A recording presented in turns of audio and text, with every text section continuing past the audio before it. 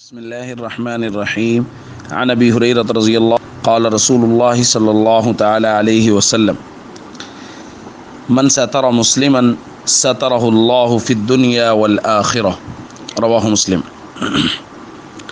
رسول اللہ صلی اللہ علیہ وسلم نے ارشاد فرمایا، جو کسی مسلمان کے عیب پر پردہ ڈالتا ہے اللہ پاک دنیا اور آخرت میں اس کے عیوب پہ پردہ ڈالیں گے۔ دوستو،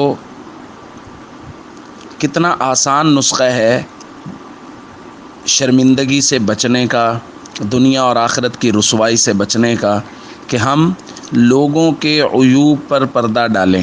کسی کی بری بات، کسی کا کوئی عیب اگر ہمارے سامنے آ جائے تو ہم اس کو لوگوں کے درمیان پھیلاتے نہ پھریں، لوگوں کو بتاتے نہ پھریں۔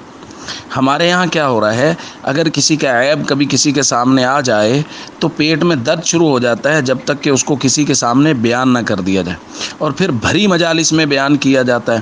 اگر کسی سے کہہ دیا جائے تو کہہ دیتے ہیں کہ جی ہم تو چاہتے ہیں کہ وہ ٹھیک ہو جائے۔ وہ بھائی، ٹھیک کرنا چاہتے ہو تو ڈائریکٹ اس سے بات کریں، اکیلے میں اسے سمجھائیں۔ کسی کا قول ہے النصیحۃ فی المجلس فضیحۃ، مجلس میں کسی کو نصیحت کرنا اس کو رسوا کرنا ہوتا ہے۔ تو مجلس میں بیٹھ کے بھی اس کو نہ کہیں کہ بھائی یہ عیب ٹھیک کرو، اس کو اکیلے میں مل کے اس کو سمجھائیں کہ بھائی یہ عیب ہے، اس کو دور کر لیں، یہ آپ کی شخصیت کے خلاف ہے۔ تو اس لیے ہم سب کو چاہیے، اپنے عیوب کو اگر لوگوں کے سامنے آنے سے بچانا چاہتے ہیں اور قیامت کی شرمندگی سے بچنا چاہتے ہیں تو جس کسی کا کوئی عیب اپنے سامنے آئے اس کو سینے میں دفن کر لیں۔ قیامت کے روز اللہ پاک ہمارے عیوب پہ پردہ ڈال دیں گے۔ السلام علیکم ورحمۃ اللہ وبرکاتہ۔